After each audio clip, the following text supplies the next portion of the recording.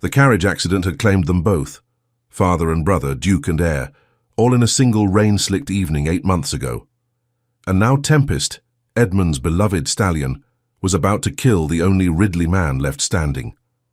Clara Brennan watched from the shadow of the stable archway as the new Duke of Northmoor circled the black horse with the careful movements of a man approaching a loaded pistol. Tempest's ears flattened against his skull.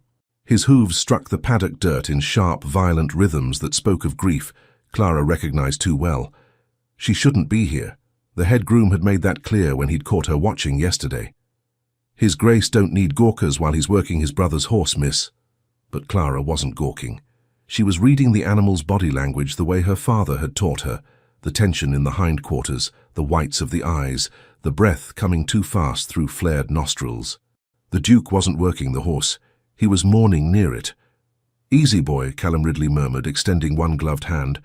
His voice carried across the paddock, low, careful, edged with something that might have been pleading. "It's only me. You know me." Tempest screamed.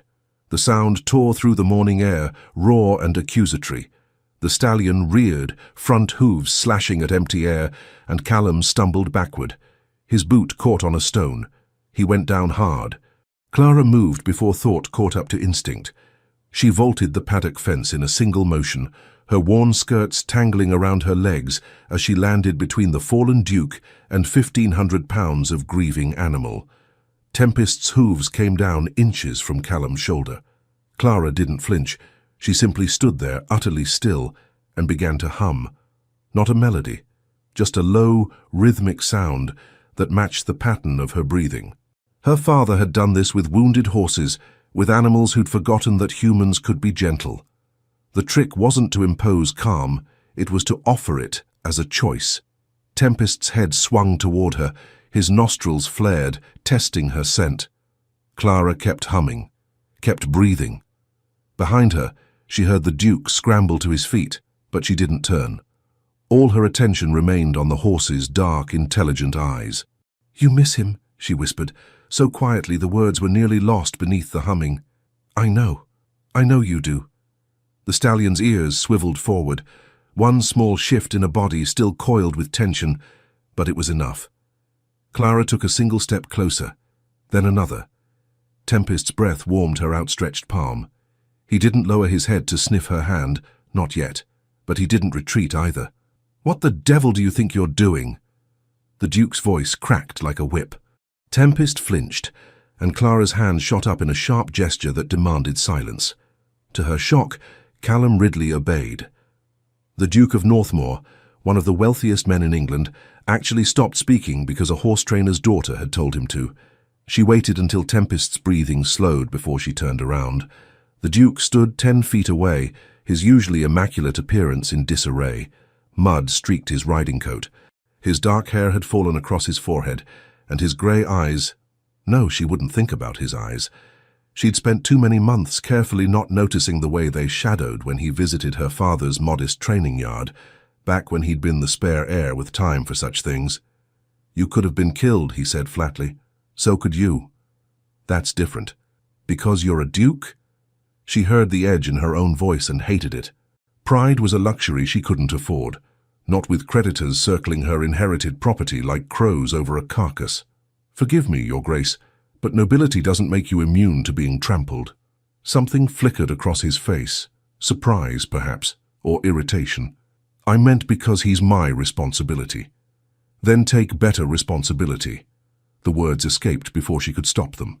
Clara's cheeks burned. "I apologize. That was inappropriate." "But accurate." Callum's gaze shifted past her to Tempest, who stood watching them both with wary attention. "You calmed him. In seconds, you did what I haven't managed in 8 months. There was no accusation in his tone, only a hollow kind of wonder that made Clara's chest tighten with unexpected sympathy. She understood loss. Her father had died 3 years ago, and some mornings she still turned toward his empty chair before remembering. "I didn't calm him, Your Grace. I just stopped being a threat." "I'm not—" He cut himself off, ran a hand through his disheveled hair. Edmund raised him from a foal. Tempest would follow him anywhere, do anything he asked. After the accident, I thought the horse would accept me eventually. That he'd understand I'm not the one he's waiting for." Callum's jaw tightened. For a moment, Clara thought he might order her off his property for the presumption. Instead, he simply nodded. "I can't destroy him," he said quietly. "Edmund loved this animal. It's the only gift I ever gave my brother that he truly valued. But keeping him like this, dangerous, suffering," the Duke's voice caught. He cleared his throat roughly. "I've tried everything. Every trainer in the county, and half those beyond it. They all say the same thing: he's too far gone." Clara looked back at Tempest. The stallion had lowered his head slightly, his ears still forward, still focused on her, with an intensity that spoke of intelligence rather than madness. She saw what the trainers had missed, not a broken animal, but one trapped in grief with no way to express it. "He's not gone," she said. "He's just alone. Miss Brennan." The formal address startled her. She hadn't realized he knew her name, but of course he did. Before his father and brother died, before he'd inherited a dukedom he'd never wanted, Callum Ridley had sometimes accompanied Edmund to her father's training yard. He'd watched her work with difficult horses, while Edmund and her father discussed bloodlines. He'd never spoken to her. Spare heirs didn't acknowledge women of her station, but he'd watched. "Your Grace? Can you help him?" The question hung between them, weighted with more than animal husbandry. Clara understood what he was really asking. "Can you do what I cannot? Can you reach the last piece of my brother I have left? Can you succeed where I've failed?" She should say no. Should recognize the danger in getting entangled with aristocratic grief and impossible expectations. Should remember that the last time she'd let herself care about someone above her station, it had ended with a broken engagement and village gossip that still followed her like smoke. Instead, she looked at the Duke's shadowed eyes and heard herself say, "I can try." Relief crossed his face so quickly she almost missed it. "Name your price." 3 weeks, Clara said, calculating rapidly. 3 weeks to train Tempest enough to satisfy the Duke. 3 weeks of wages that might, just might, be enough to hold off the creditors threatening to seize her father's land. "I'll need full access to the stables and exclusive handling. No one else works with him during that time." "Done." "And I work in my own way. No interference, no schedule demands, no—" "I said done, Miss Brennan." A ghost of a smile touched his mouth. "You're negotiating with a man who just tried to bribe half of England's horse trainers and failed. I'm in no position to dictate terms." She knew she should accept gracefully, should curtsy and retreat before he reconsidered. But pride, that damned, dangerous pride her father had always warned her about, made her add, "One more thing, Your Grace. When I succeed, you'll provide a written reference for my services, not as a favor, as payment earned." His smile faded. For a long moment, he simply studied her with those unsettling grey eyes that seemed to see past her carefully maintained composure. "You won't need a reference, Miss Brennan. If you can reach Tempest, every aristocrat in England will hear of it." He paused. "But yes, you have my word." Clara inclined her head, not quite a curtsy. Behind her, Tempest shifted his weight, testing whether this strange peace between the humans would hold. "I'll start tomorrow at dawn," she said. "You'll start now." The Duke gestured toward the stable complex. "You said you need exclusive access. My head groom will show you to quarters near the main stables. Your things can be sent for." "That's not necessary." "It is if you're to succeed in 3 weeks." Something harder entered his voice, the ducal authority he usually kept sheathed. "Tempest is stabled here. You'll need to be near him at all hours to build trust, unless your pride objects to accepting my hospitality." The barb landed cleanly. Clara's cheeks flamed, but she forced herself to meet his gaze. "My pride objects to being manipulated, Your Grace, but my common sense recognizes a practical arrangement when it's offered." "Then we understand each other." He moved toward the paddock gate, favoring his right leg slightly where Tempest had nearly crushed it. 3 weeks, Miss Brennan. Make them count." He was halfway to the manor house before Clara realized what she'd agreed to. 3 weeks living on ducal property. 3 weeks under the observation of servants who would report every misstep to their employer. 3 weeks trying to heal an animal's grief while managing her own complicated feelings about the man who'd hired her. She'd escaped village gossip by burying herself in work after the broken engagement. Now she was walking straight back into the kind of scrutiny that had nearly destroyed her. Tempest nickered softly behind her. Clara turned to find the stallion watching her with those dark, intelligent eyes, waiting to see if she'd prove herself another disappointment. "You and me both," she murmured, approaching slowly with one hand extended. "Let's see if we can figure this out together." The horse didn't lower his head to her palm, but he didn't bolt either, and for now that would have to be enough. The servants' quarters were nicer than her own cottage. Clara stood in the small but immaculately maintained room and tried not to let the comparison sting. A narrow bed with clean linens, a washstand with actual hot water available from the kitchen, a writing desk positioned beneath the window that overlooked the stable yard. Her cottage had none of these things. It had leaks she couldn't afford to repair and a winter draft that no amount of rags could stop. It had memories of her father in every corner and debt notices stacked on the kitchen table. She couldn't lose it. Couldn't let the creditors take the only thing that proved Thomas Brennan had existed, had mattered, had built something with his own hands. "Miss Brennan." Clara turned from the window to find a young housemaid standing in the doorway, arms full of linens. "His Grace sent word you're to have fresh towels daily, and Cook wants to know your preferences for meals. She says you're to eat proper while you're here, not just stable scraps." The casual kindness made Clara's throat tight. She'd grown too accustomed to managing alone, to expecting nothing from anyone. "Please thank Cook for her thoughtfulness. Whatever's convenient for the household will suit me fine." The maid, Annie, Clara remembered from her father's occasional dealings with the estate, smiled warmly. "Begging your pardon, miss, but that's not how things work here. Not since His Grace took over, anyway. He's very particular about people being treated proper." She set the linens on the bed. "We're all glad you've come. That poor beast in the stables. It breaks your heart, hearing him cry at night." Clara's attention sharpened. "He cries?" "Every night around midnight. Starts calling out like he's looking for someone. Wakes half the house, it does. His Grace goes down to the stables sometimes, tries to settle him, but—" Annie shook her head. "The horse won't let him close, just gets more agitated. And no one else has tried. Lord Edmund was the only one Tempest ever really took to. The head groom can manage the basics, feeding, mucking out, but barely. We've had 3 stable hands quit in the past 2 months after the horse went after them." Annie lowered her voice. "There's talk in the village that the animal's cursed, that Lord Edmund's spirit lives in him now, angry about the accident. Superstitious nonsense. But Clara understood how grief could look like possession to people who'd never learned to read its language. Tempest isn't cursed, he's mourning. There's a difference. That's what His Grace says too." Annie moved toward the door, then paused. "Miss Brennan, I know it's not my place, but be careful down there at night. The horse isn't the only danger. Lord Victor's been staying at the estate more often lately, and he has friends who drink too much and wander where they shouldn't." Lord Victor. The Duke's cousin and, if rumours were accurate, next in line for the title should anything happen to Callum.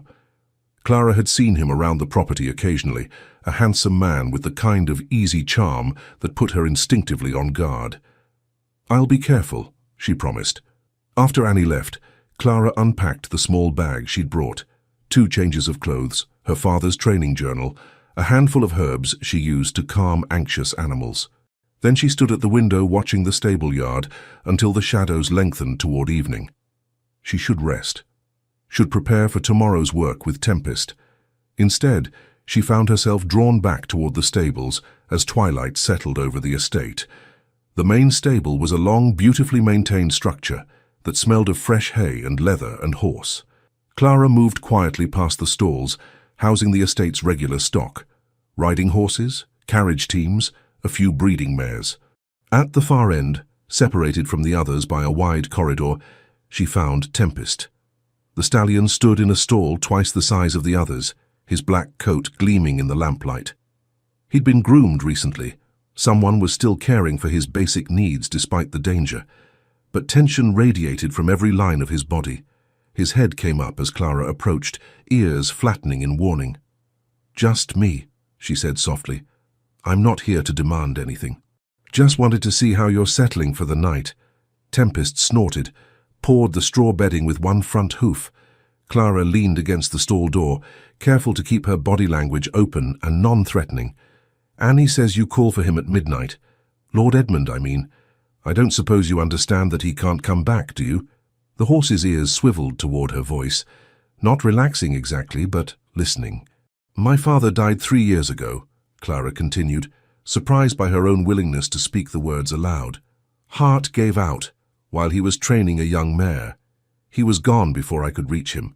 For months afterward, I kept setting 2 places at the table. Kept expecting to hear his voice calling me in from the yard." She swallowed past the tightness in her throat. "It doesn't help, knowing they're gone. The heart keeps waiting anyway." Tempest lowered his head slightly, watching her with those dark, intelligent eyes. "Lord Edmund must have loved you very much," Clara said. "The Duke, his brother, he's trying to honor that. I think he's failing because he doesn't know how to grieve properly himself, lost too much too quickly, and now he's just holding on to whatever pieces remain." She wasn't sure if she was still talking about the horse. Footsteps echoed from the stable entrance. Clara straightened, instinctively moving away from Tempest's stall as Callum Ridley appeared at the end of the corridor. He'd changed from his mud-stained riding clothes into evening wear, dark coat, pristine cravat, boots polished to a mirror shine. The transformation back to ducal perfection should have created distance. Instead, it only highlighted the shadows beneath his eyes. "Miss Brennan, I didn't expect to find you here so late. I wanted to check on him before bed." She gestured toward Tempest.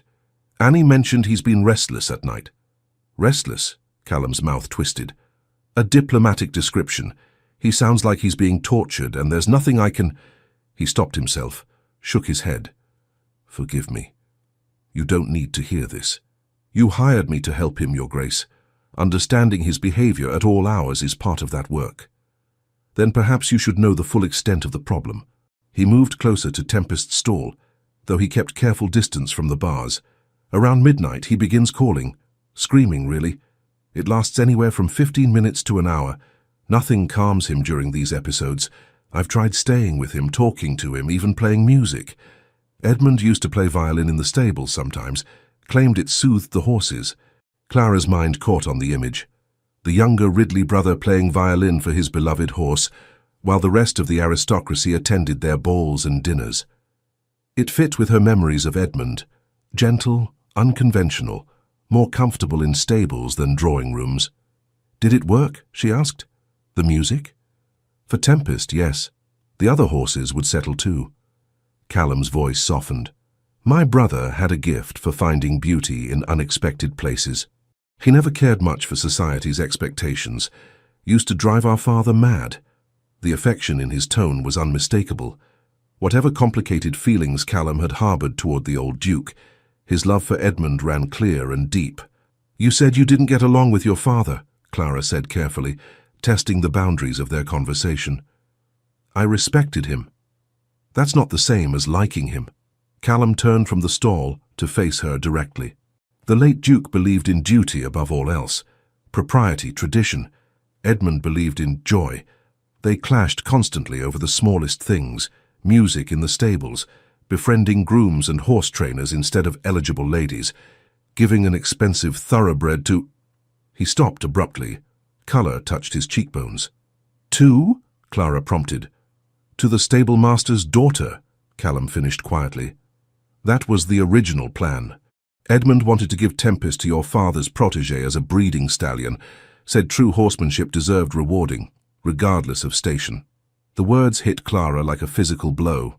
She'd known Edmund had been kind, had appreciated her father's work, but she'd never imagined— "My father would never have accepted such a gift," she managed.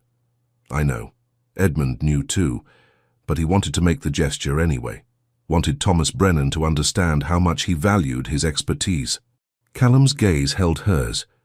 "Then the accident happened, and Edmund never got the chance." They stood in silence, the weight of all those unfinished intentions heavy between them. In his stall, Tempest shifted restlessly, as if sensing the humans' shared grief. "I should let you rest," Callum said finally. "Tomorrow will be demanding." He was halfway down the corridor when Clara found her voice. "Your Grace?" He paused, but didn't turn. Edmund sounds like he was a good man, the kind of person this world needs more of. She hesitated, then added, I think he'd be glad his brother is fighting so hard to protect what he loved. Callum's shoulders tensed. For a moment, she thought he wouldn't respond. Then, so quietly, she almost missed it. I hope you're right, Miss Brennan, because I've failed at nearly everything else since becoming Duke. He left before she could reply. Clara stood alone in the stable, listening to Tempest's restless movements and wondering what exactly she'd walked into. This wasn't just about training a difficult horse. It was about grief and guilt and two men, one living, one dead, who'd loved an animal that now served as the last fragile connection between them. And somehow, impossibly, she'd agreed to navigate all of it in just 3 weeks. Midnight came with the precision of a clock striking the hour. Clara woke from uneasy sleep to the sound she'd been expecting. Tempest's screaming cry echoing across the stable yard. She was out of bed and dressed in seconds, her fingers fumbling with bootlaces in the dark. By the time she reached the stables, lamplight already glowed from the corridor. Callum stood outside Tempest's stall in shirt sleeves and hastily donned trousers, his hair mussed from sleep. He didn't seem surprised to see her. I tried to warn you. The stallion's cries were worse than Clara had imagined. Not the angry screams from earlier, but something rawer, a sound of pure, inconsolable loss. Tempest paced his stall in tight circles, head high, calling and calling for someone who would never answer. How long has this been happening? She asked. Since the first week after the accident. Every night, same time. Callum's jaw was tight. The veterinarians say there's nothing physically wrong with him. It's just this. Clara approached the stall slowly. Has anyone tried staying with him through it? I have, multiple times. It makes no difference. Sometimes it seems to agitate him more. She believed him. But she also believed that whoever had tried hadn't known the right way to offer comfort to a grieving animal. Her father had taught her that lesson with a mare who'd lost her foal. Sometimes the kindest thing you could do was simply witness pain without trying to fix it. I'm going in, she said. Absolutely not. He's dangerous when... Clara was already unlatching the stall door. She slipped inside before Callum could physically stop her, keeping her movements slow and deliberate. Tempest spun toward her, eyes rolling white, hooves striking the straw. She didn't try to touch him, didn't speak or hum or offer false comfort. She simply sat down in the corner of the stall, drew her knees to her chest, and let the horse's anguish wash over her. Miss Brennan, trust me, she said softly, not taking her eyes off Tempest. Please, Your Grace, just trust me. She heard Callum's sharp intake of breath, heard him move closer to the stall door, ready to intervene. But he didn't demand she leave. Tempest circled the stall twice more, his cries gradually diminishing to sharp, distressed whinnies. Each time he passed Clara's corner, his gaze flickered toward her, registering her presence but not yet understanding what it meant. Clara kept her breathing steady, kept her body still and unthreatening, let the silence between the horse's cries grow longer, more frequent. You're allowed to miss him, she murmured finally. You're allowed to be angry that he left.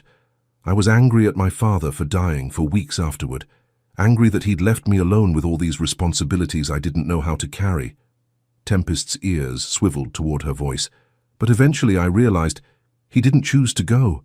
He would have stayed if he could have, just like Lord Edmund would have stayed for you if the choice had been his. The stallion stopped pacing, stood trembling in the center of the stall, sides heaving with exhaustion. Clara rose slowly to her feet, kept her hands at her sides, non-threatening. I can't bring him back, no one can, but I can promise you this, you won't be alone with it anymore. The missing, the waiting, I'll be here. She took one step toward Tempest, then another. The horse's muscles tensed, ready to bolt or attack. Clara paused. I see you, she whispered. I see how much it hurts. And it's all right. You don't have to be all right yet. Tempest's head lowered fractionally. His breathing began to slow. When Clara extended her hand this time, palm up, the stallion didn't strike or retreat. He simply stood there, trembling, letting her move closer.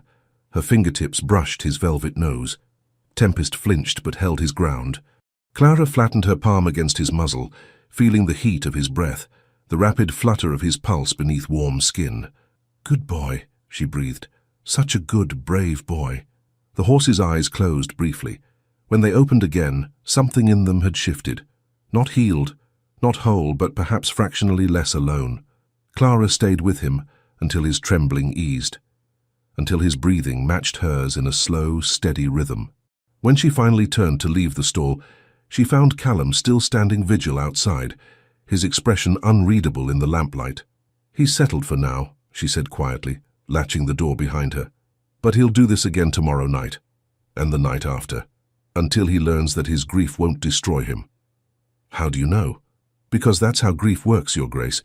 You have to survive it enough times before you start believing you can.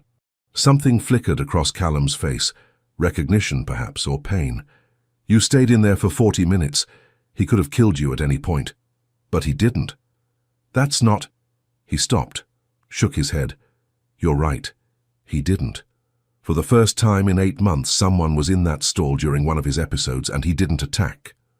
Clara could feel the Duke's gaze on her, intent and searching. She kept her own eyes fixed on Tempest, unwilling to examine what she might find if she looked at Callum directly. You should rest, she said. Tomorrow I'll begin the actual training. This was just establishing trust. Miss Brennan.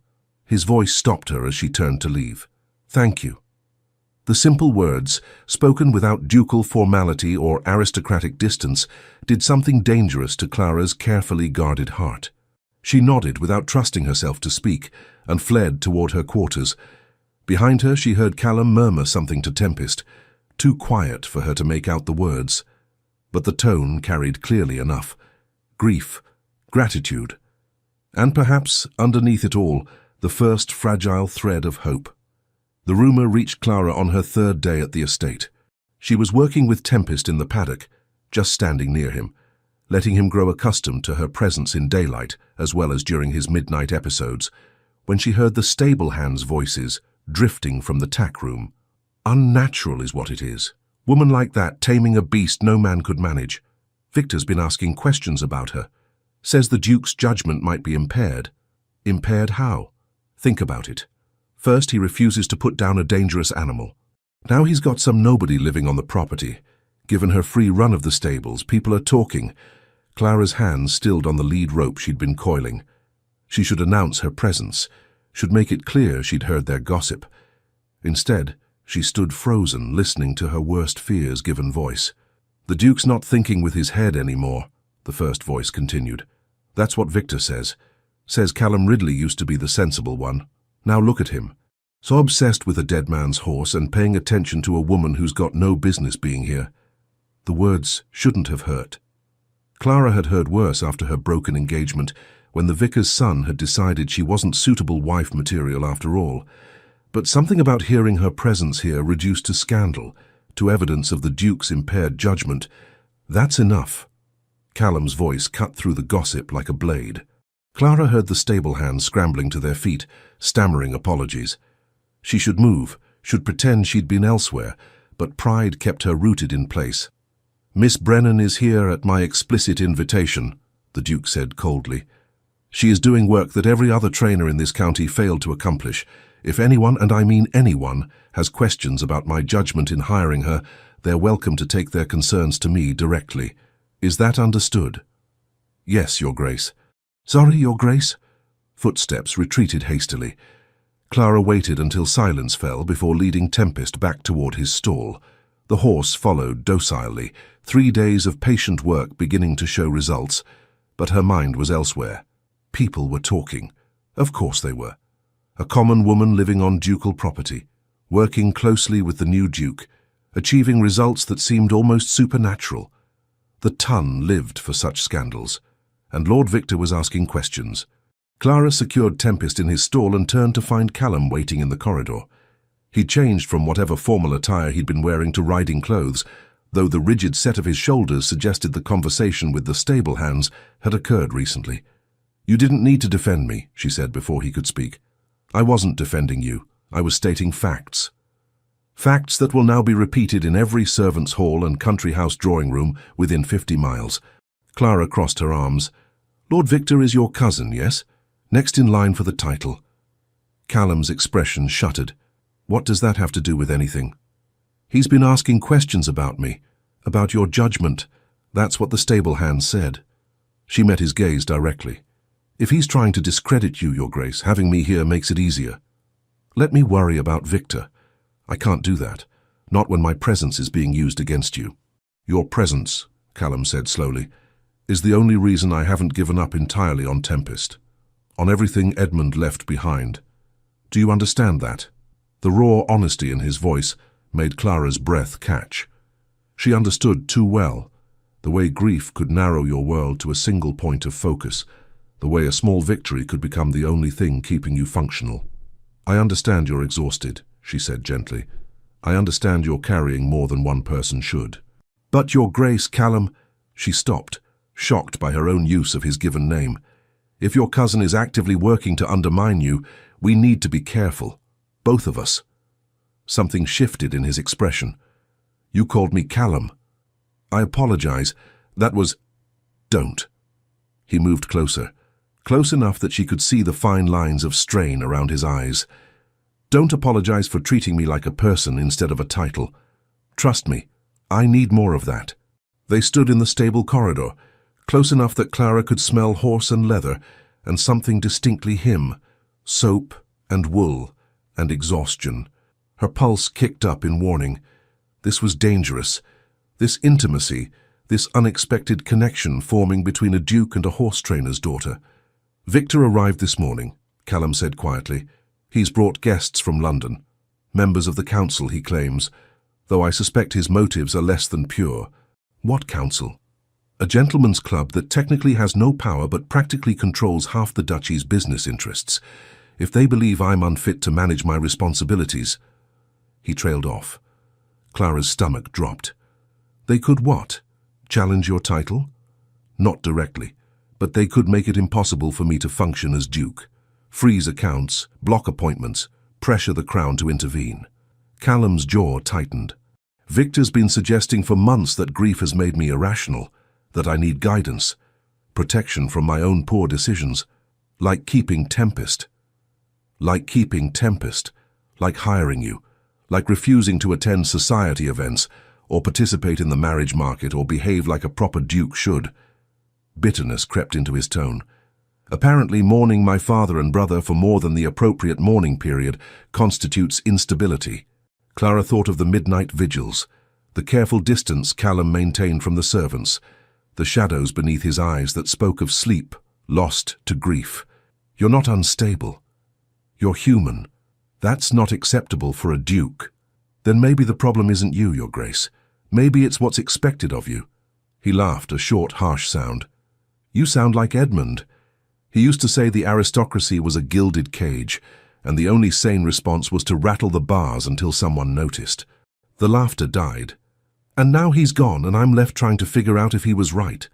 Clara understood then, truly understood, what she was looking at. Not just a grieving man, but one caught between honoring his brother's unconventional beliefs and fulfilling the role his birth demanded.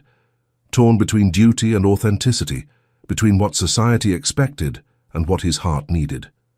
Your Grace, she said carefully, if Lord Victor is here with witnesses from this council, you need to be careful. Every decision you make will be scrutinized, including your association with me. I know. Then perhaps, no. The word was flat, final. I won't send you away. Not when you're finally making progress with Tempest. Not when you're the only person who seems to understand what I'm trying to protect, even if it costs you everything else. Callum met her gaze steadily. Edmund sacrificed his reputation dozens of times to protect what he believed in. I owe him at least one sacrifice of my own. The words should have been comforting. Instead, they filled Clara with creeping dread. Because she knew how these stories ended. The commoner caught between aristocratic power struggles, blamed and discarded when convenient. She'd promised herself never to be that woman again. I have 2 weeks left on our contract, she said quietly. Let me focus on completing it. Let me give you something tangible to show these council members. A horse trained, a problem solved. That's harder to question than intentions. And after the 2 weeks? Clara didn't let herself consider the question too closely. After that, Your Grace, You'll have your reference letter and I'll have my fee. Clean. Professional. Nothing for your cousin to twist into scandal. Callum's expression darkened. You think I'd let Victor destroy your reputation? I think your cousin is next in line for a dukedom. I think he's watching for any weakness he can exploit. And I think you underestimate how easily a woman like me becomes collateral damage. She regretted the words immediately. Callum stepped back as if she'd struck him, and something wounded flickered across his face before the ducal mask slammed back into place. Forgive me, Miss Brennan. I didn't realize you viewed your position here as quite so precarious. That's not what I meant. I believe you have work to attend to, as do I. He inclined his head in a gesture that was all formality, all aristocratic distance. I'll ensure the servants are reminded to treat you with appropriate respect. You won't be troubled by gossip again. He left before she could explain, before she could clarify that she wasn't afraid of him, but of the situation he represented, of getting close enough to care and then being inevitably, predictably hurt. In his stall, Tempest whinnied softly.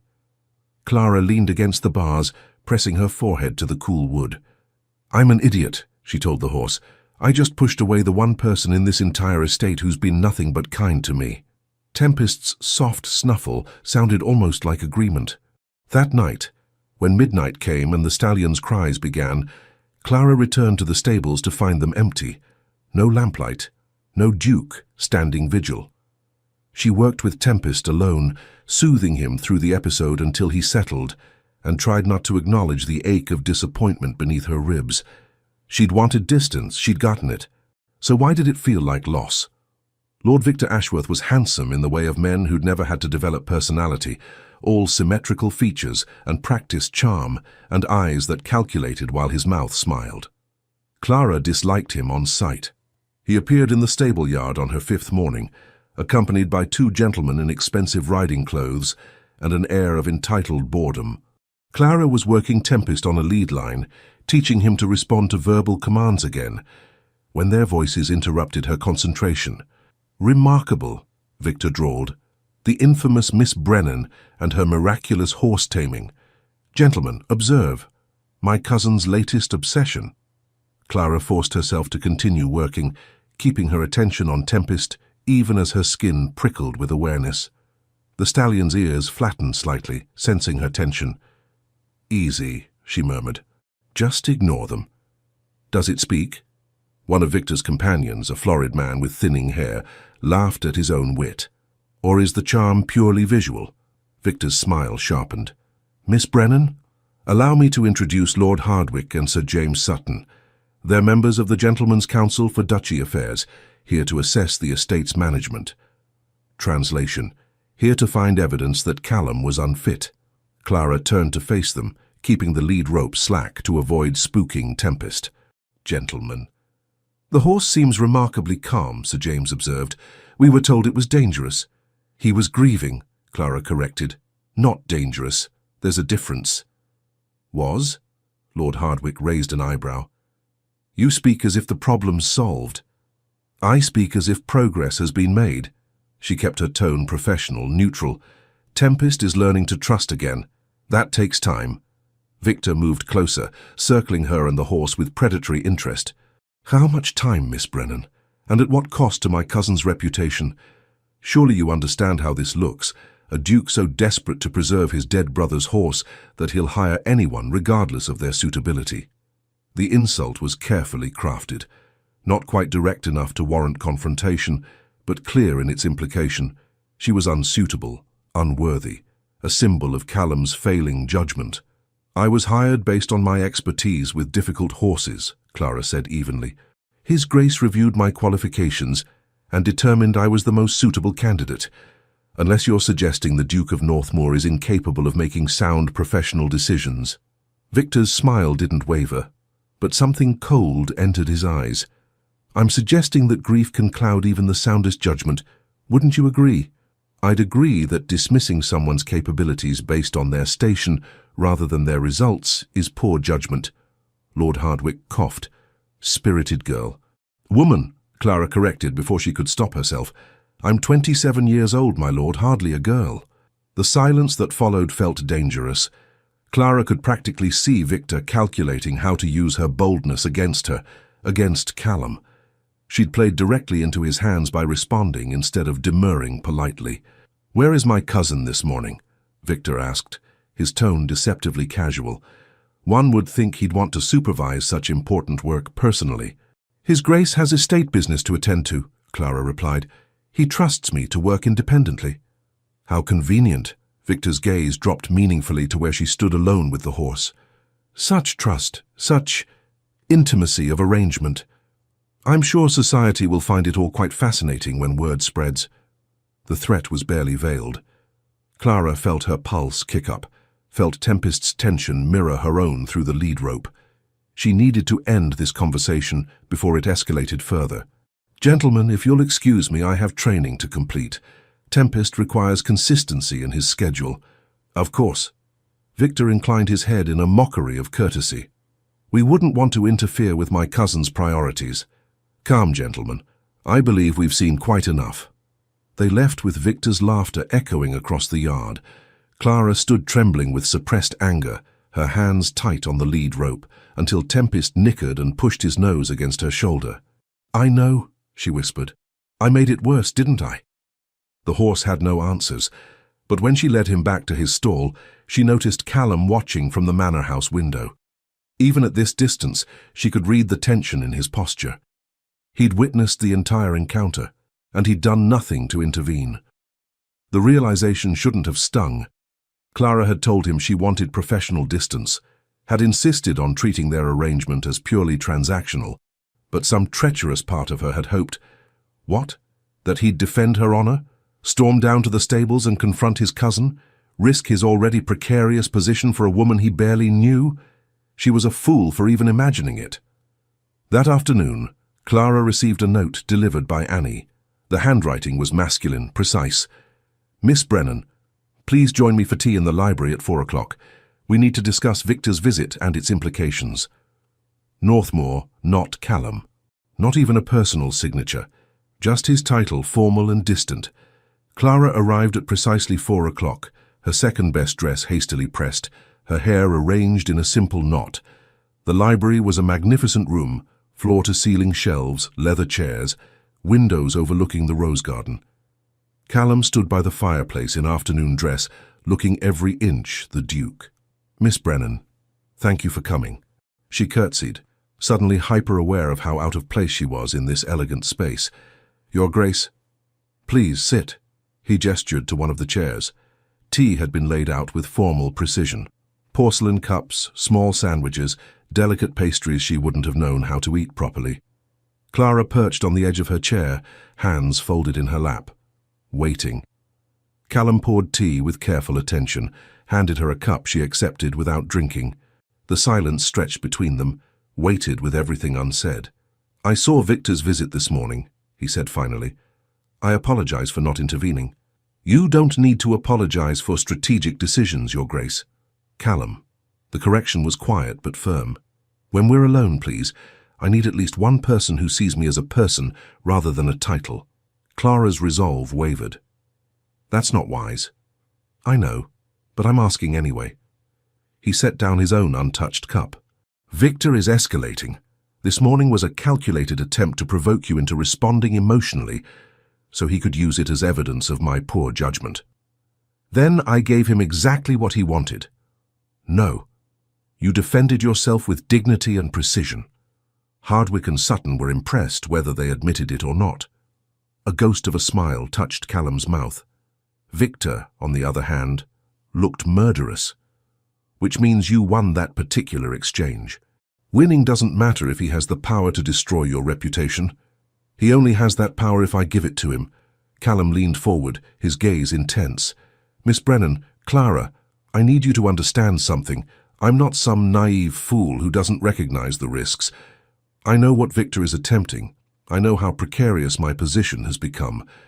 But I'm choosing to trust my own judgment anyway." "Why?" The question burst out before she could contain it. "Why risk so much for a horse for someone like me?" "Because Edmund would have." The words were simple, devastating. "Because the last conversation I had with my brother, the night before he died, He asked me if I was happy with the life our father had planned for me. I said I didn't have a choice. He said there's always a choice, I just had to be brave enough to make it. Callum's voice roughened. Then he died, and I inherited everything he'd tried to escape. And I realized he was right. There is always a choice. I can be the Duke my father wanted, rigid, traditional, emotionally distant, or I can try to be the man Edmund believed I could be. And what kind of man is that?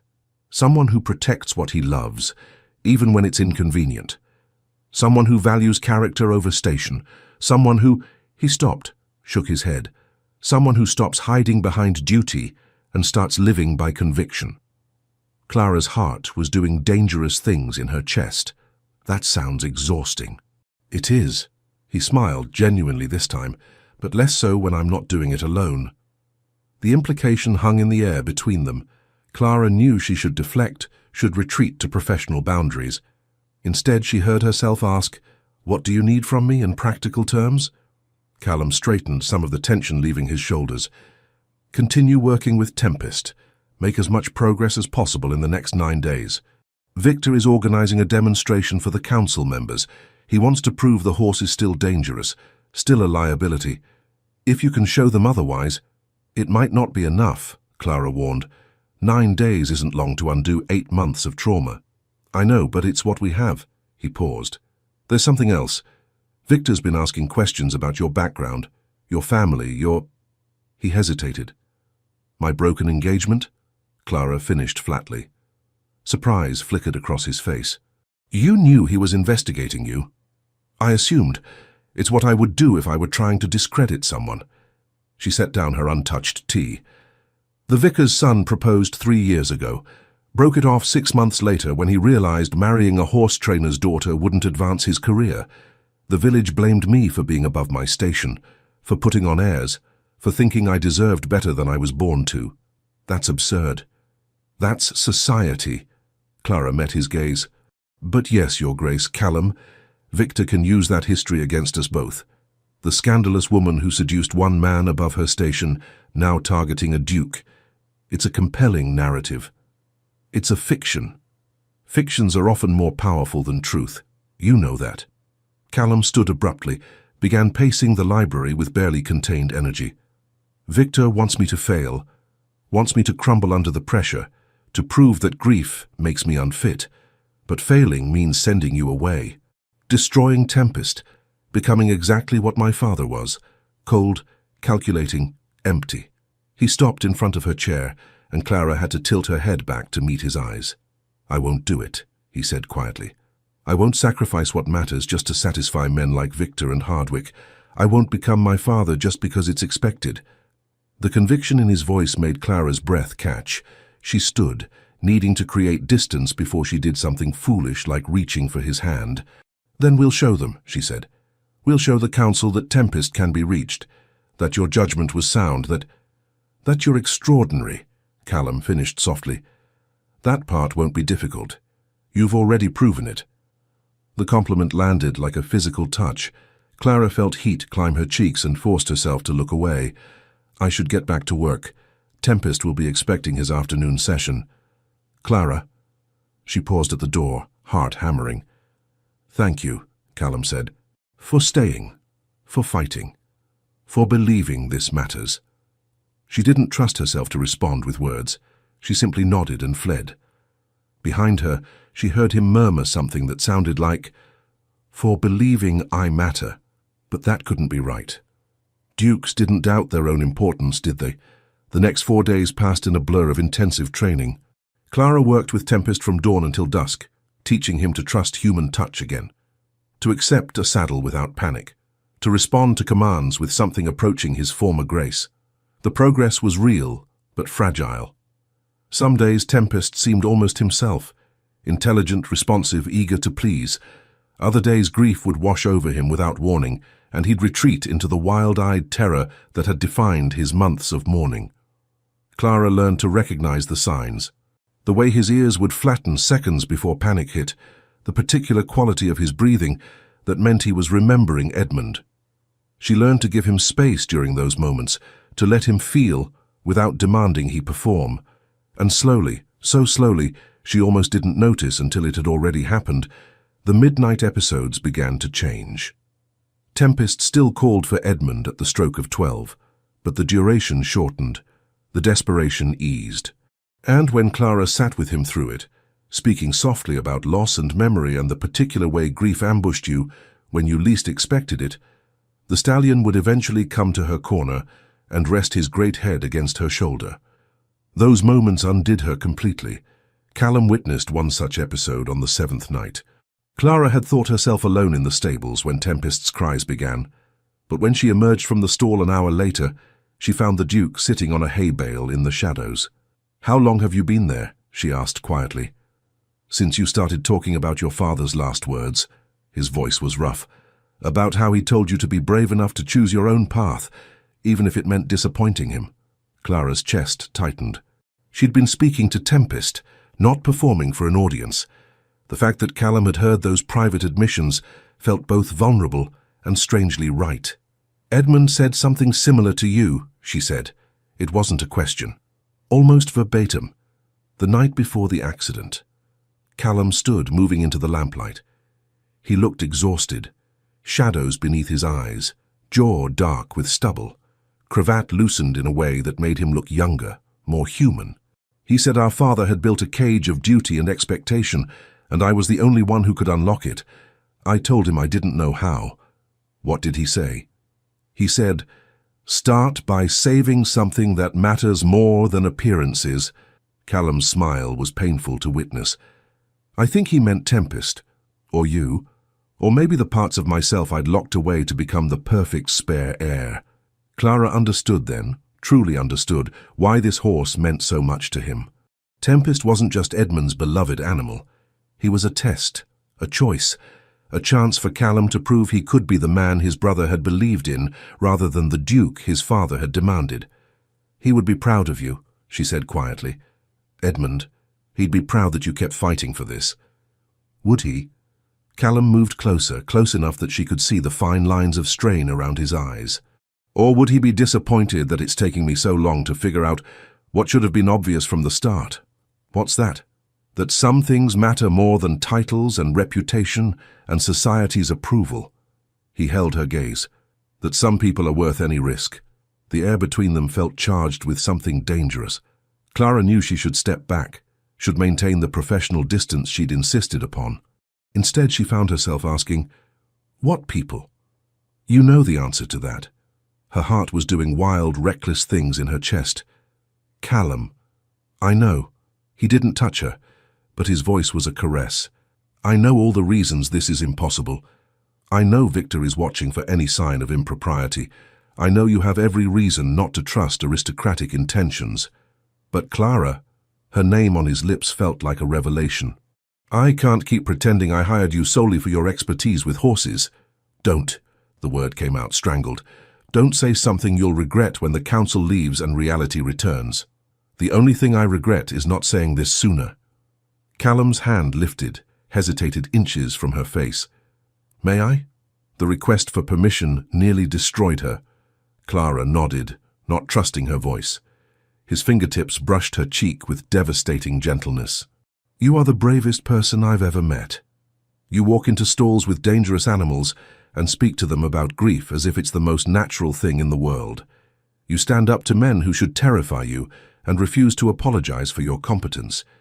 You see past titles and expectations to the person underneath." His thumb traced her jaw. "You see me, Clara, the real me, and you haven't run." "I want to," she admitted. "Every day I want to run because I know how this ends. You're a duke.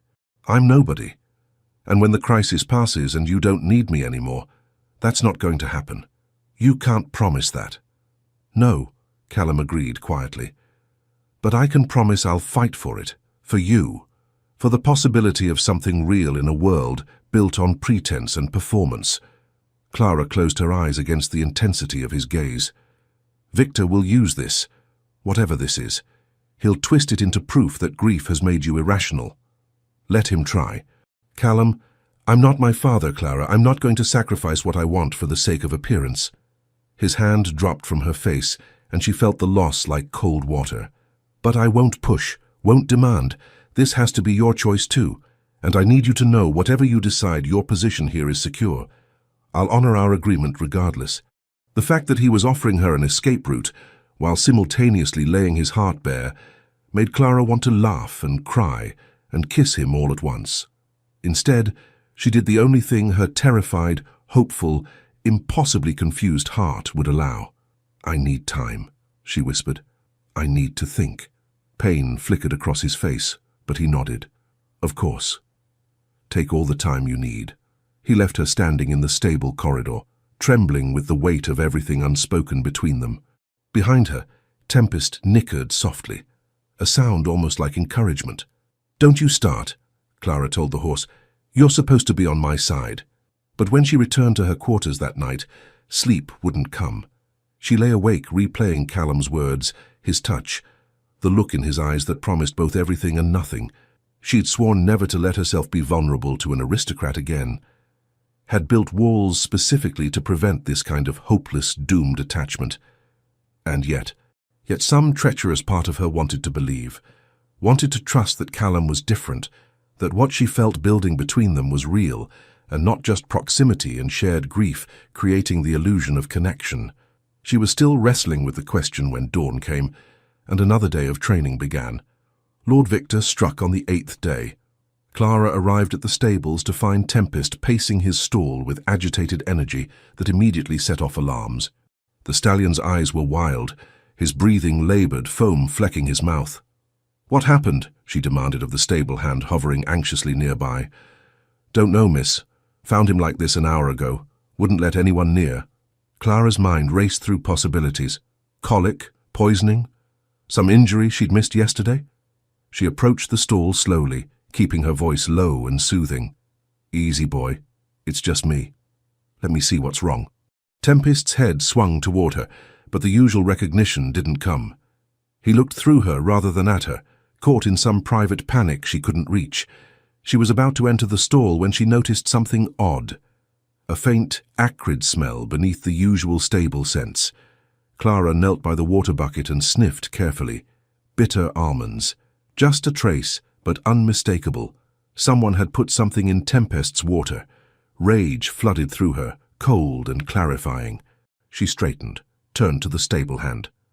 "Fetch his grace immediately, and don't let anyone near this stall until he arrives." The boy ran. Clara returned to Tempest, speaking continuously in low, steady tones, while her mind worked the problem. The dosage must have been carefully calculated, enough to make the horse appear dangerously unstable, but not enough to kill him outright.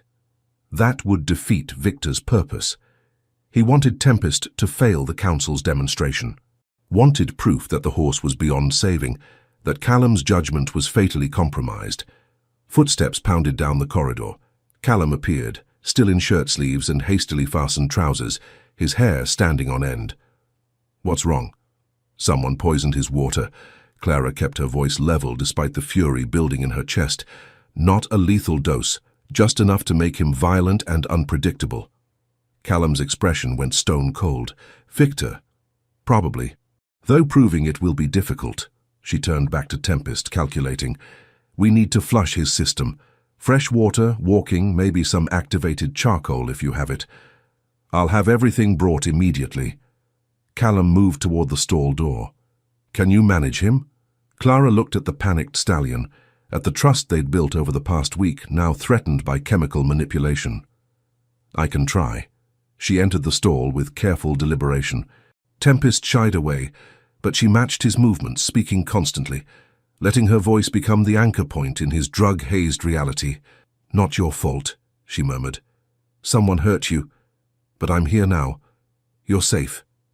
I promise you're safe." It took 20 minutes of patient coaxing before Tempest allowed her to clip on a lead rope. Another 10 before she could guide him from the stall into the paddock. The early morning air seemed to help. Tempest's breathing eased fractionally, though his eyes still rolled white with residual panic. Clara walked him in slow circles, monitoring every tremor and stumble, adjusting her pace to match his limited capacity. Callum appeared with fresh water and the charcoal hovering at the paddock fence while she worked. "Will he be all right?" he asked quietly. "Physically, yes. But Callum, the demonstration is scheduled for tomorrow." Even if he recovers, he'll be weakened, unpredictable. She met his gaze over Tempest's heaving shoulder. Victor timed this perfectly. The council will see exactly what he wants them to see. Then we postpone. On what grounds? That you suspect sabotage you can't prove. That will only make you look paranoid. Clara's hands moved automatically over Tempest's coat, checking for other signs of distress. No, we proceed as planned. And we make absolutely certain Victor gets no opportunity to interfere again. How? I sleep in the stables. No one approaches Tempest without going through me first. She saw Callum's expression and added, "It's not about pride. It's about protecting the one piece of evidence that proves your judgment sound." And who protects you? The question caught her off guard. I don't need... Yes, Callum interrupted quietly. You do. Victor's escalating. If he's willing to poison a horse, what makes you think he won't target you directly?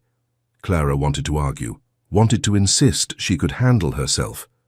But the fear beneath Callum's careful control made her pause. He wasn't questioning her competence.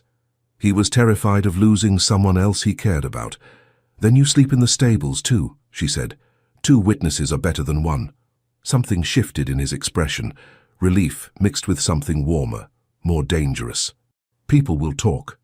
People are already talking. At least this way we'll know Tempest is safe. She managed a weak smile. Besides, it's only for 1 night. 1 night, Callum echoed. But the way he looked at her suggested he was thinking of far more than just guarding a horse. They spent the day nursing Tempest through the worst of the poisoning. By evening, the stallion had regained most of his equilibrium, though exhaustion had replaced panic. Clara got him settled in his stall with fresh water and feed, then turned to find Callum arranging blankets and lanterns in the stable corridor. I sent word that we're monitoring Tempest overnight, he said without looking up. Told the household not to disturb us unless it's an emergency. And Victor has taken several council members into the village for dinner. They won't return until late. Callum straightened, meeting her gaze. Which gives us a few hours without audience. The words hung between them, weighted with possibility. Clara knew she should maintain distance, should use this time to rest and prepare for tomorrow's demonstration. Instead, she found herself settling onto one of the blankets beside him, their shoulders nearly touching in the lamplight.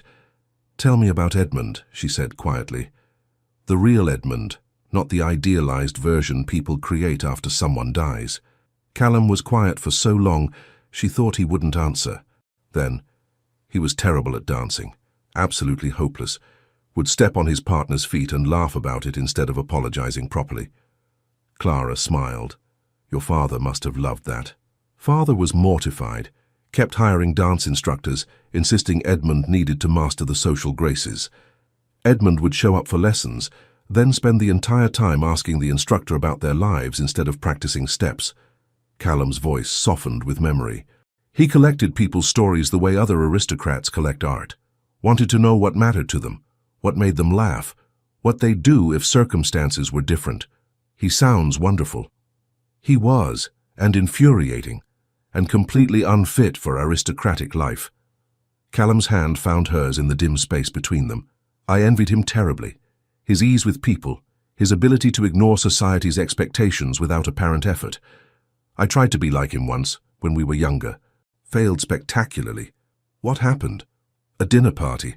I was 19, trying to impress a young woman by being charming and unconventional the way Edmund always was. Made some joke about the ridiculousness of formal dining protocols, 16 forks for 8 courses or some such nonsense. He grimaced. Father took me aside afterward and explained very clearly that spare heirs could afford eccentricity. Future dukes could not. I needed to comport myself appropriately, or risk embarrassing the family.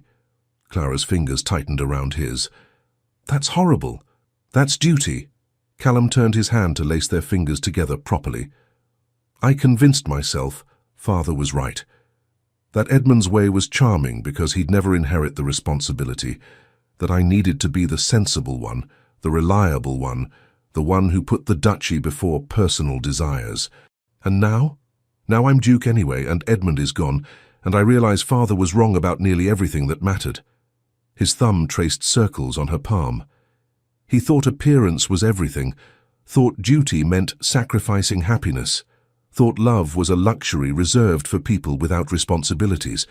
Clara's heart kicked against her ribs. "Callum, I know I'm supposed to marry some appropriate aristocratic woman," he continued, his voice low and steady. "Someone with the right connections and breeding and training, someone who knows which fork to use and how to manage a duchy household and how to smile through misery with perfect grace. That's what dukes do. It's what my father did, and he died bitter and alone, respected by everyone and loved by no one." Callum shifted to face her fully. "I don't want that life, Clara. I want something real, something honest, someone who sees past the title to the person underneath." "You're asking for the impossible." "I'm asking for you." The words landed like lightning. Clara felt herself trembling, caught between terror and longing. "I'm nobody. I have nothing to offer you except scandal and complications, and you offer yourself," Callum said simply. "Your strength, your honesty, your ability to reach broken things and make them whole again. That's worth more than any dowry or connection society could provide. Society won't agree. I don't care. You will. When the whispers start, when your peers turn away, when Victor uses me to destroy everything you've built." Callum kissed her. It wasn't gentle or tentative. It was fierce and claiming and desperate, his hand cupping her jaw as his mouth moved over hers with the intensity of months of suppressed longing. Clara gasped against his lips, and he used the opening to deepen the kiss, tasting her with thorough attention that made her entire body sing. She should push him away, should remember all the excellent reasons this was a catastrophically bad idea. Instead, her hands fisted in his shirt, pulling him closer, kissing him back with equal desperation. The kiss ended slowly, reluctantly.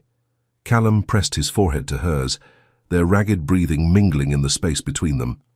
"I'm sorry, I shouldn't have—" "Don't apologize." Clara's voice came out rough. "Don't you dare apologize for that." He laughed, the sound shaky but genuine.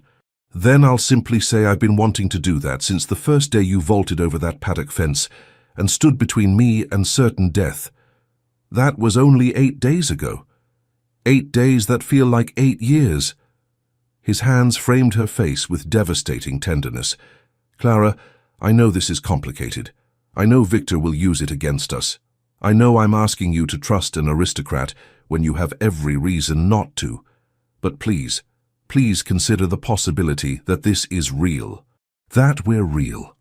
Clara closed her eyes, feeling tears burn behind her lids. "If I let myself believe that, if I let myself hope, and it ends the way it did before, it won't. You can't promise that." "You're right. I can't." Callum's thumbs brushed away the tears that had escaped. "But I can promise I'll fight for this with everything I have. I can promise that choosing you isn't weakness or delusion or impaired judgment. It's the sanest decision I've made since becoming Duke. The Council won't see it that way. Then the Council can hang for all I care." The crude vehemence made Clara laugh despite herself. Very ducal. "I'm trying a new approach. Edmund would approve." His smile faded into something more serious. "Tomorrow, whatever happens with the demonstration, I need you to know, my feelings won't change. Victor can expose us, the Council can condemn me, society can gossip until they're hoarse. None of it will make me regret this." Clara wanted to believe him. God, how she wanted to believe. But experience had taught her that intentions meant little when measured against social pressure and consequence. "Ask me again, after tomorrow," she whispered. "After you've seen what choosing me actually costs." Pain flickered across his face, but he nodded. "After tomorrow, then." They sat together in the stable corridor until midnight, talking in low voices about everything except the demonstration looming over them. Callum told stories about Edmund's childhood pranks. Clara described her father's patient teaching methods and the horses that had taught her the most. When Tempest's midnight cries began, they entered the stall together. The stallion seemed calmer with both of them present, as if understanding on some instinctive level that his human grief had found company in theirs. Clara leaned against Callum's shoulder while Tempest's calls gradually softened into exhausted silence. His arm came around her solid and warm, and she let herself imagine, just for a moment, that this could be her life. That she could have both the work she loved and someone who understood why it mattered, that she could be chosen and kept instead of chosen and discarded. But imagination was dangerous, and tomorrow would bring reality in its cruelest form. The demonstration began at 10 o'clock under cloudless skies. Victor had assembled an impressive audience, the full council membership, several peers from neighbouring estates, even a few society ladies curious about the scandalous horse trainer and her besotted duke. Clara stood in the paddock centre with Tempest, acutely aware of every watching eye. The stallion was recovered from yesterday's poisoning, but still fragile, his trust in her the only thing keeping him calm amid the crowd. Callum stood with the council members, his expression carefully neutral, but Clara caught the worry in the set of his shoulders, the tension in his jaw. He knew how precarious this was, how easily it could all collapse. "Whenever you're ready, Miss Brennan," Victor called from his position at the paddock fence. His smile was all aristocratic charm and hidden malice. "Please demonstrate the horse's newfound tractability." Clara took a slow breath. She'd planned a simple routine, basic commands, a demonstration of Tempest's responsiveness, perhaps a brief ride if he remained calm. Nothing flashy, nothing that would overtax the horse's recovering state. But as she moved toward Tempest with the saddle, she noticed something wrong. The stallion's ears flattened, his nostrils flared, that same wild panic from yesterday returning despite the fresh water and her careful monitoring. Someone had gotten to him again. Clara's mind raced. When? How? She'd been with Tempest all night except for the 30 minutes this morning when she'd left to change clothes and prepare. 30 minutes when only the stable hands supposedly had access. 30 minutes when Victor could have arranged for another dose of whatever substance turned a healing horse back into a dangerous one. She shot a glance toward Callum, saw understanding dawn in his eyes as he registered Tempest's behavior. This was the trap. Either she cancelled the demonstration and appeared to be covering failure with excuses, or she proceeded and risked disaster when Tempest inevitably lost control. Victor had outmaneuvered them completely. "Is there a problem?" Lord Hardwicke called. Pride made the decision for her. Pride and stubborn refusal to let Victor win. "No problem, my lord." Just giving Tempest a moment to adjust to the crowd. She approached the stallion slowly, reading every signal his body sent. Tempest was fighting the drug, fighting his own panic, trying desperately to trust her despite chemistry and fear overwhelming his capacity for reason. "I know," she whispered, too quiet for the audience to hear. "I know it hurts, but I need you to try. Please, boy, just try." Clara managed to get the saddle on, though Tempest's skin twitched and shuddered beneath the leather. Managed to secure the girth, check the stirrups, maintain the appearance of calm control while her heart hammered against her ribs. Then came the moment she'd been dreading. She put her foot in the stirrup and swung into the saddle. For 3 seconds, Tempest held steady. For 3 seconds, Clara thought they might actually succeed. Then the horse exploded. Tempest bucked with violent force, trying to dislodge the weight that his drugged mind interpreted as threat. Clara clung to the saddle, her thighs locked around his barrel, one hand fisted in his mane while the other fought to keep the reins. The crowd gasped. Someone screamed. Clara heard Callum shout her name, but she couldn't afford to respond. All her attention focused on staying mounted, on reading Tempest's movements, on preventing the full breakdown that would doom them both. "Easy," she gasped. "Tempest, easy." The stallion reared, front hooves slashing air. Clara shifted her weight back, maintaining balance through instinct and desperate prayer. When Tempest came down, she was ready for the next buck, the spin, the series of violent attempts to throw her. She'd ridden difficult horses before, had broken in wild ones that fought every moment of training, but she'd never ridden anything like this, an intelligent, traumatized animal fighting his own nature under chemical influence. Tempest charged toward the paddock fence. Clara saw disaster approaching and made a choice. She threw herself from the saddle, hit the ground hard enough to knock the breath from her lungs, rolled through dirt and manure and pure survival instinct, while Tempest's hooves pounded past inches from her head. When she finally stopped rolling and dragged air back into her shocked lungs, she looked up to find Callum vaulting the paddock fence, running toward her with no thought for his own safety or ducal dignity. He dropped to his knees beside her. "Clara, speak to me. Are you hurt?" "Fine," she managed. "Wind knocked out, that's all." Behind them, Tempest had retreated to the far corner of the paddock, trembling and wild-eyed. The demonstration was over. The failure was complete. Victor's voice carried across the sudden silence. "Well, I believe that settles the question of the horse's stability, doesn't it?" Clara struggled to sit up, Callum's hands supporting her. She could see the council members conferring in low voices, faces grave, could see the society ladies whispering behind gloved hands, could see Victor's barely suppressed triumph. They'd lost. Despite everything, Victor had won. "The animal is clearly beyond help," Victor continued, addressing the council directly. "A danger to himself and everyone around him. My cousin's attachment, while understandable given the sentimental connection, has clouded his judgment to a dangerous degree." "That's enough, Victor," Callum said quietly. "Is it? Because from where I stand, we just witnessed proof that your decision-making capabilities are severely compromised. You hired an unqualified woman.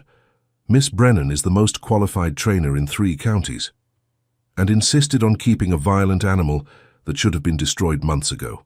Meanwhile, duchy business languishes because you're more concerned with a dead brother's horse than with your actual responsibilities." The words were calculated to wound.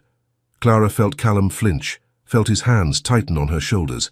She covered his fingers with her own, silently offering support. "Lord Victor has a point," Lord Hardwicke said reluctantly. "Your Grace, we all sympathize with your loss, but the Council has a duty to ensure the duchy is managed appropriately.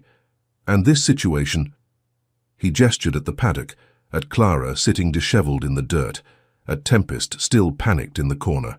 "This cannot be characterized as appropriate management." "Then tell me," Callum said, his voice dangerously soft, "what would constitute appropriate management? Destroying an animal because his grief inconveniences me? Dismissing someone's expertise because her station makes you uncomfortable? Pretending I don't feel anything so society can maintain its illusions?" He stood, helping Clara to her feet and keeping her hand clasped in his. "My father spent 40 years being appropriate, being everything a duke should be. Duty above feeling, propriety above truth, image above substance, and it made him miserable, made everyone around him miserable." Callum's gaze swept the assembled crowd. "I won't become him. Not to satisfy the council, not to please society, not to maintain some fantasy that grief and love and messy human emotion can be managed away if we just follow the correct protocols. Your Grace." "I'm not finished." Authority rang through his voice now, the command of a man who'd finally decided which battles were worth fighting. "Victor wants you to believe that caring about Tempest, about Miss Brennan, about anything beyond duchy accounts and appropriate marriages is proof of instability. But I say the opposite is true." He turned to face the council members directly. "Instability is doing the same thing generation after generation while expecting different results. Instability is pretending humans can function like machines if we just suppress enough emotion. My father was the most stable duke in Northmore history. He was also alone, unloved and dead before 60, from a heart that gave out from bearing burdens he'd never learned to share." Silence fell over the paddock. Even Victor seemed momentarily thrown by Callum's vehemence. Edmund understood something father never did. Callum continued quietly. "That life without connection, without joy, without the messy complexity of caring about things beyond duty, that's not stability. That's slow death." He looked down at Clara, his expression open and unguarded. "Miss Brennan has done more to restore my capacity to function as Duke in 8 days than all the Council's careful management has done in 8 months. Because she reminded me that strength doesn't mean feeling nothing. It means feeling everything and choosing action anyway." Lord Hardwicke cleared his throat.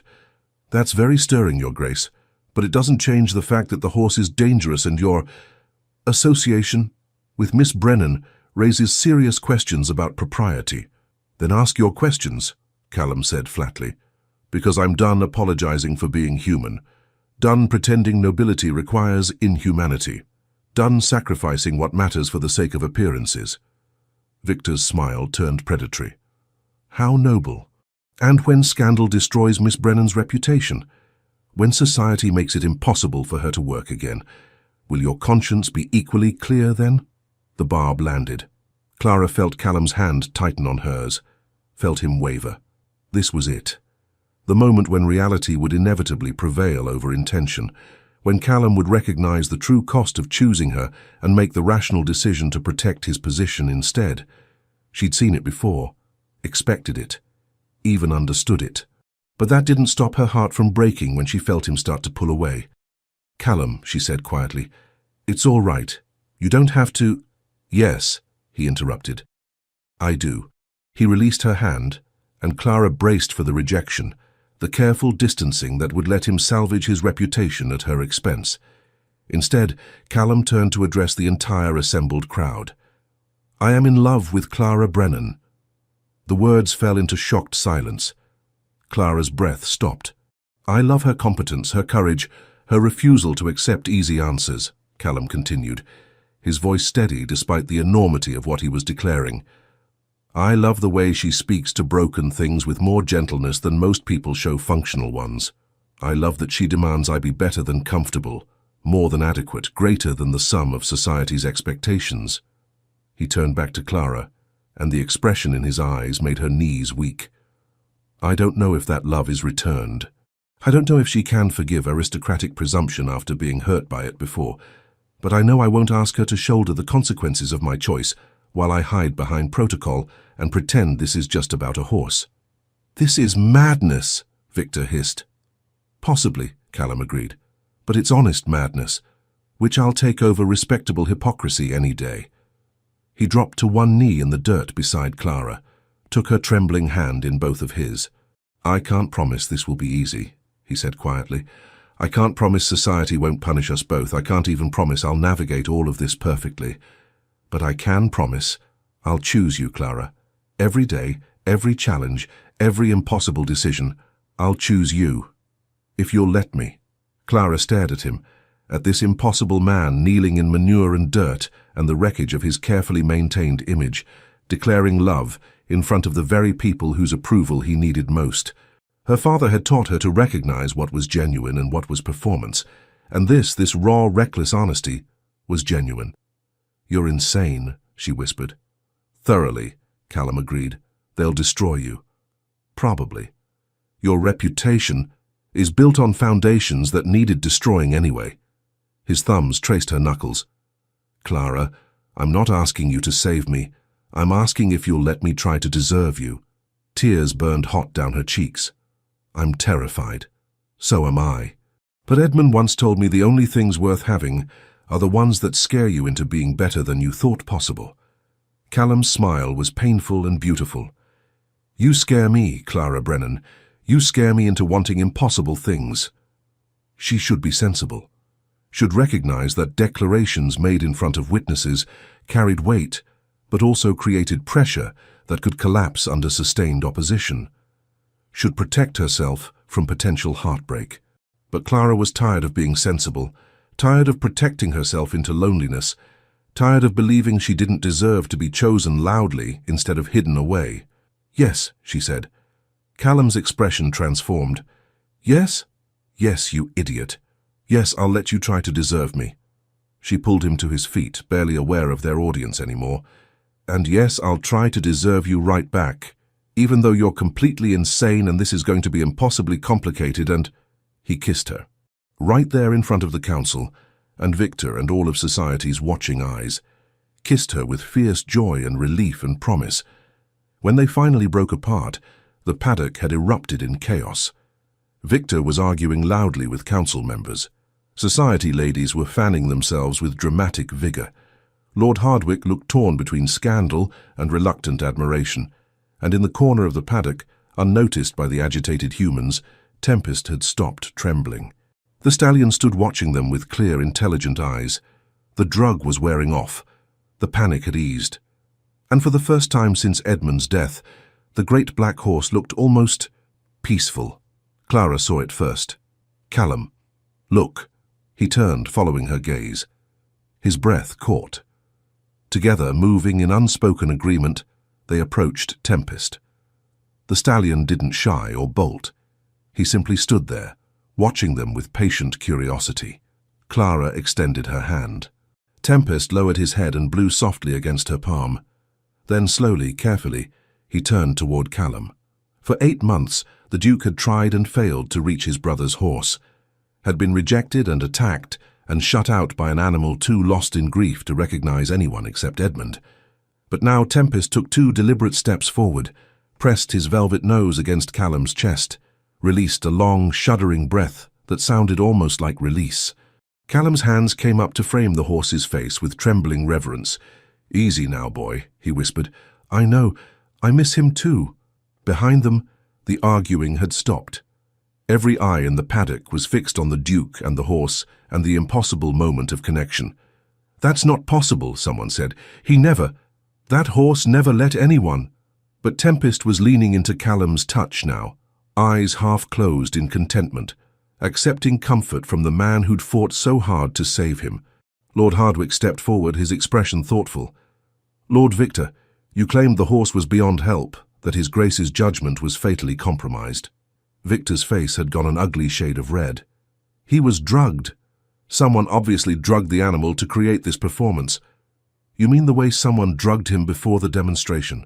Callum said quietly, not taking his eyes off Tempest. "The way someone put poison in his water bucket yesterday, calculated to make him violent right when the council was watching." "That's a serious accusation. It's a fact, one I can prove if necessary."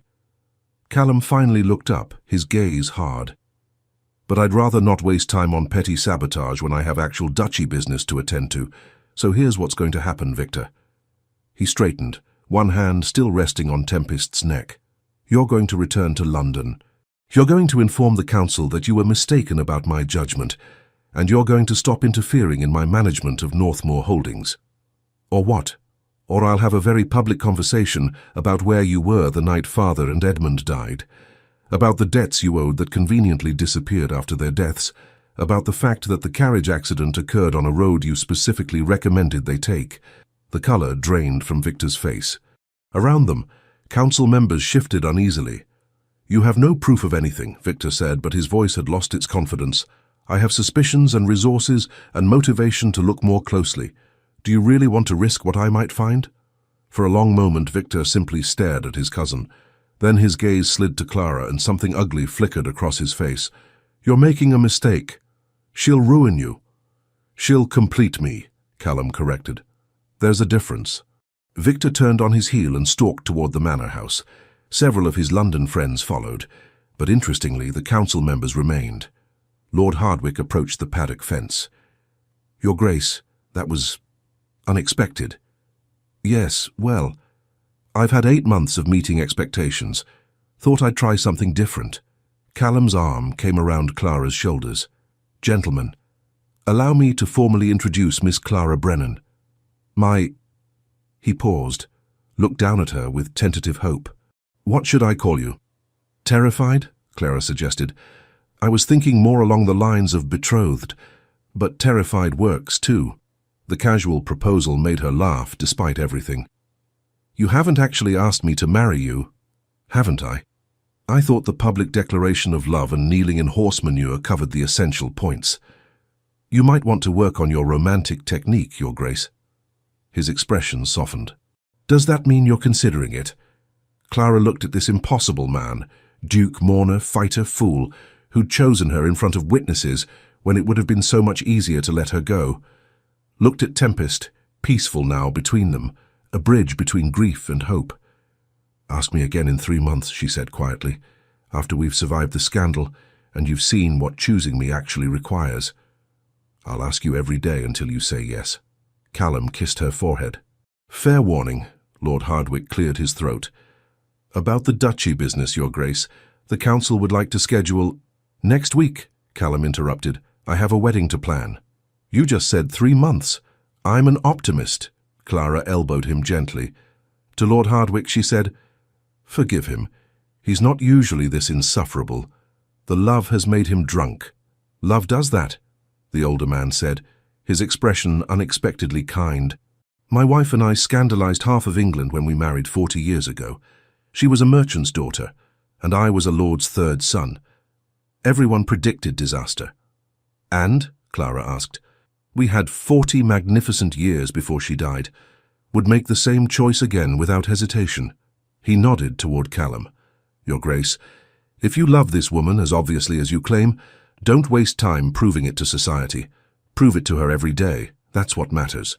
With that advice hanging in the air, the council members departed. The society ladies drifted away in clusters of excited gossip.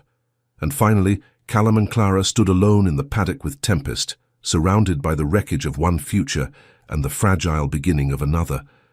We're going to be social pariahs, Clara said. Probably. Your peers will mock you. Let them. I don't have dowry or connections, or the first idea how to be a duchess. Callum pulled her close, tucking her against his chest. Good, because I don't have the first idea how to be the kind of duke who deserves you. We'll figure it out together. Tempest nickered softly, as if offering approval. And for the first time in 8 months, Callum felt something shift in his chest, grief easing fractionally, making room for joy, for hope, for the terrifying possibility of choosing life over duty. Thank you, he whispered into Clara's hair, for staying, for fighting, for being brave enough to choose back. Thank you for seeing me, she replied, really seeing me. Not as a scandal or a problem or someone who needs saving, just me. Always, Callum promised. For as long as you'll let me. They stood together as the sun climbed toward noon, making promises neither was entirely sure they could keep, but absolutely certain were worth the risk of trying. Behind them, unnoticed, the stable door opened quietly. The Dowager Duchess Margaret Ridley stood in the shadows, watching the scene with an expression of mingled pain and wonder. Her son had chosen love over duty. Her dead son's horse had chosen healing over grief. And Margaret herself stood at the threshold, trying to find the courage to do the same. 3 months later, on a crisp autumn morning, Clara Brennan became the Duchess of Northmoor. The ceremony was small, held in the estate chapel with only family and close friends in attendance. Society had not been invited. The papers had written scandalized articles for weeks before finally moving on to fresher gossip. Victor had retired to his country house, his reputation damaged by quiet inquiries into his debts and movements the night of the carriage accident. And Tempest, fully healed and responsive, had been ridden to the chapel by the groom and stood witness as his late master's brother married the woman who taught them all how to grieve honestly. Now, with the vows spoken and the small reception concluded, Clara found herself standing in the stable yard with her husband, watching the late afternoon light gild everything gold. Nervous? Callum asked. Terrified, Clara admitted. I have no idea what I'm doing. Join the club. I've been duke for nearly a year and still feel like an imposter half the time. She leaned into his shoulder. At least we're imposters together. Best kind. They stood in comfortable silence until movement caught Clara's eye. Margaret emerged from the manor house, walking slowly toward the stables. She'd been avoiding the horses since the wedding planning began, old grief still too raw despite months of healing. Clara started to move away to give her mother-in-law space, but Callum's hand on her arm stopped her. Wait, he murmured. I think... Just wait. Margaret reached Tempest's paddock and stopped at the fence. The stallion, grazing peacefully, lifted his head and regarded her with calm attention. For a long moment nothing happened. Then Margaret's hand reached out, trembling, to rest on the top rail. I'm sorry, she whispered. The words carried across the quiet yard. I'm so sorry I couldn't look at you, that I blamed you for surviving when he didn't. Tempest moved closer to the fence, slowly, carefully, with the tentative trust of something that had learned to heal. You were his joy, Margaret continued, tears streaming down her face. You and music and all the things I told him were frivolous. I was wrong. I was wrong about so much. The horse lowered his head over the fence rail, pressed his velvet nose against Margaret's outstretched palm, and the Dowager Duchess broke. She wrapped her arms around Tempest's neck and sobbed. Great tearing sounds of grief held too long, released too late, but somehow still reaching the only creature who could truly understand. Clara felt Callum's arm come around her waist, felt his own tears wet against her temple. They stood together, witnesses to healing, to the particular way love persists beyond death, beyond reason, beyond every attempt to contain it with propriety and protocol. When Margaret finally pulled back, her face was blotchy and swollen, and more peaceful than Clara had ever seen it. "Thank you," she said, unclear if she was addressing the horse or the universe or her lost son. "Thank you for staying, for being patient, while I learned how to remember without drowning." She looked across the yard to where Callum and Clara stood, managed a watery smile. "Edmund would be proud of you both, of what you've built here, of how you chose each other when it would have been easier not to." "Mother," Callum's voice caught. "No, let me finish." Margaret moved toward them, one hand still trailing along the paddock fence as if needing the connection. "I spent 40 years married to a good man who never once asked what I wanted, who never questioned if duty and happiness could coexist. I thought that was normal, thought love was supposed to be quiet and convenient and carefully controlled." She reached them, placed one hand on Callum's chest and one on Clara's. "You're proving it doesn't have to be, that choosing each other, loudly and without apology, is worth whatever society thinks. And she swallowed. "I'm grateful you're showing me what Edmund always knew, that joy matters as much as duty, maybe more." Clara found herself pulled into an embrace, Margaret's arms around both her and Callum, three people bound by grief and hope, and the fragile belief that family could be built on love rather than obligation. When they finally separated, Margaret's expression was lighter than Clara had ever witnessed. "Now," the Dowager Duchess said, her tone turning practical, "I believe tradition dictates that you two should retire early from your wedding reception. Something about newlyweds and privacy and activities I don't need to know the details of." Callum laughed, the sound free and unguarded. "Subtle, Mother. I'm 63 years old. I've earned the right to be blunt." She shooed them toward the manor house. "Go, be happy. That's the only thing that matters." She turned back toward the stables, toward Tempest, toward the work of continued healing.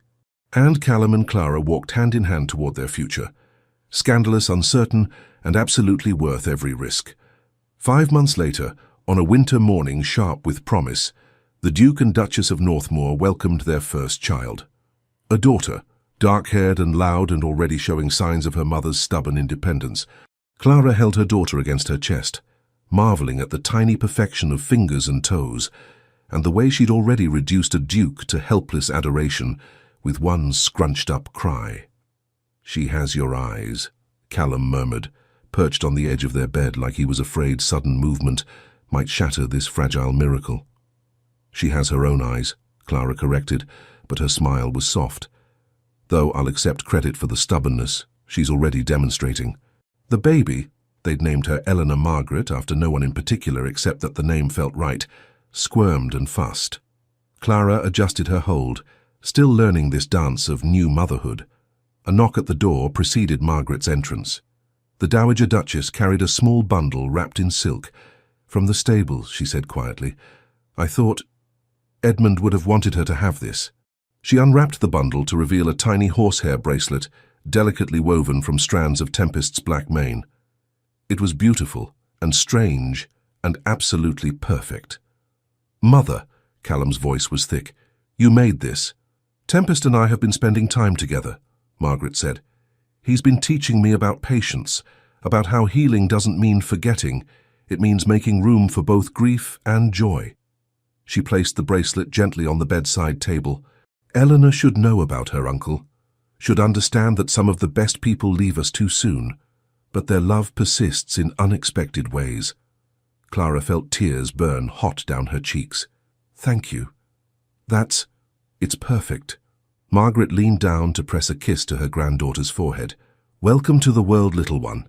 You're very loved, and very, very blessed to have parents brave enough to choose each other, despite every reason not to." She left them alone with their daughter, and the weight of all that love. Later, when Eleanor finally slept and the household had settled into quiet evening, Clara found herself drawn to the stables. Callum walked beside her, their hands linked, their steps matched in the easy rhythm of two people who'd learned to move through the world together. Tempest stood in his paddock beneath a sky full of stars. The stallion had aged gracefully in the months since the demonstration, still strong, still beautiful, but with a serenity that spoke of peace earned rather than given. He approached the fence when he saw them, his dark eyes gentle and knowing. "We did it, boy," Callum said quietly.